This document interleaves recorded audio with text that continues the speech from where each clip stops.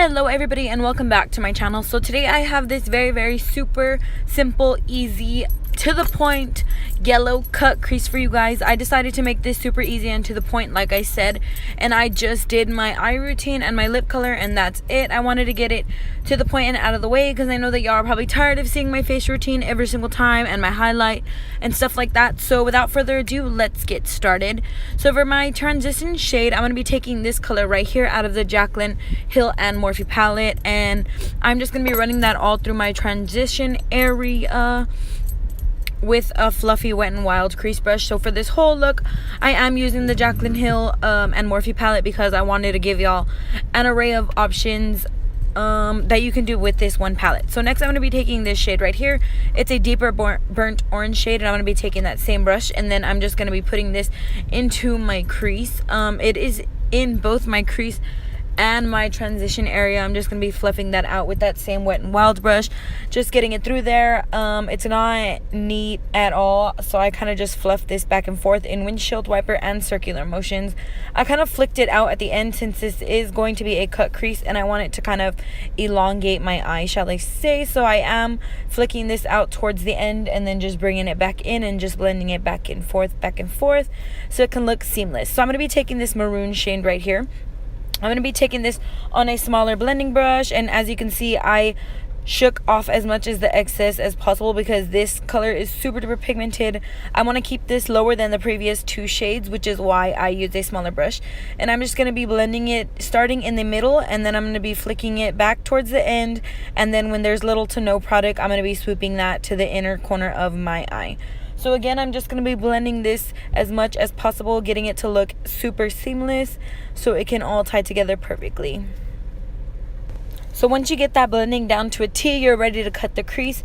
So to cut the crease today, I'm going to be using my Hard Candy Glamouflage Concealer. It looks like this, and I'm just going to be taking a little flat brush, and I'm just going to be, like I said, cutting the crease as usual with this. I'm just going to do it very simple and very easy. I'm going to make it like a little cat eye towards the end, and I'm just going to outline it and then fill that in with the concealer.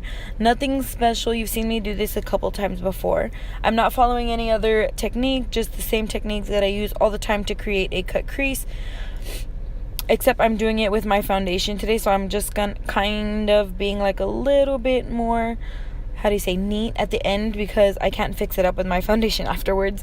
So to set that concealer, I'm just going to be using my my Airspun translucent powder and just a flat kind of fluffy brush, and I'm just going to be setting everywhere I cut that crease and everywhere I put that concealer down.